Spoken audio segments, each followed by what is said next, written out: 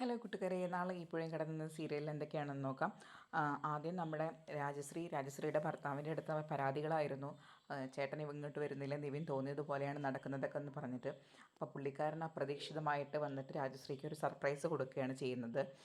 നിവിൻ്റെ കല്യാണം ഉറപ്പിക്കാൻ കൂടിയാണ് അദ്ദേഹം വരുന്നത്. പിന്നെ നമ്മുടെ അടുത്ത ആൾ എന്ന് പറഞ്ഞു കഴിഞ്ഞാൽ കുറച്ച് ഇമ്പോർട്ടൻ്റ് ആയിട്ടുള്ള ഒരാളാണ്.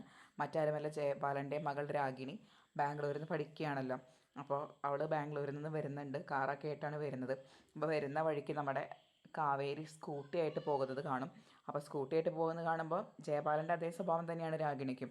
രാഗിണി കാവേരിയെ പോയിട്ട് തട്ടിയിട്ട് കഴിഞ്ഞിട്ട് മെല്ലെ അവൾ പോയിട്ട് കാവേരിയോട് ചോദിക്കുകയാണ്, എന്താ കാവേരി, എണീക്കാൻ വേണ്ടിയിട്ട് രാഗിണിയുടെ സഹായം വേണോ എന്ന് ചോദിക്കുകയാണ്. അപ്പോൾ നമ്മുടെ കാവേരിക്ക് ദേഷ്യം വരുന്നുണ്ട്. കാവേരി എന്ത് ചെയ്യും, രാഗിണീനെ ഒന്ന് തള്ളിമറിച്ചിടും. എന്നിട്ട് ചോദിക്കും, എന്താ രാഗിണി, നിനക്ക് എൻ്റെ കൈ സഹായം വേണോ എന്ന്. പിന്നെ കൂട്ടത്തിലൊരു കാര്യം കൂടി പറയും, കണ്ണൂർക്കാരൻ അരവിന്ദൻ്റെ മോൾ കാവേരിക്ക് ആരുടെയും സഹായം വേണ്ട, അത് നീ ഓർത്തോ എന്ന് പറഞ്ഞ് രണ്ടുപേരും പരസ്പരം വെല്ലുവിളിച്ചിരിക്കുന്നതാണ് കാണിക്കുന്നത്. കൂടുതൽ നേരത്തെ ഈ കഥ അറിയാൻ ഈ ചാനൽ സബ്സ്ക്രൈബ് ചെയ്യുക. വീഡിയോ ഇഷ്ടപ്പെട്ടാൽ ലൈക്കും ചെയ്യുക.